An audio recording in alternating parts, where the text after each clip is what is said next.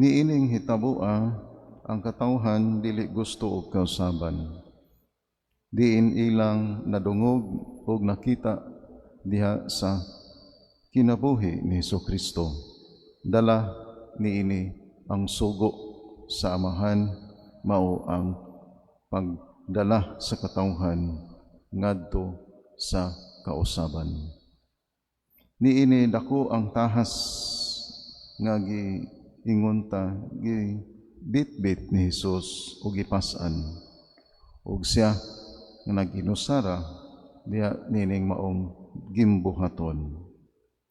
Kita isip magtotoo unsa man ang angay natong buhaton ug unsa man ang gikinahanglan sa atong katilingban karon nga angay puy-an diha sa kinabuhi sa kausaban. Ug diha usab aduna kitay tahas o palas-unon alang niini ang kausaban diha sa atong katilingban. Dili lang sa kaugalingon nga angay nga unsa nga tutukan, kundili diha sa atong kalibutanon usab nga kausaban. Magsugod diha sa atong kaugalingong lungsod. Mao kini ang gihimo ni Hesus. Kaluwasan sa kalibutan, anha pagasugdan sa kaluwasan sa lungsod nga iyang gipuy-an.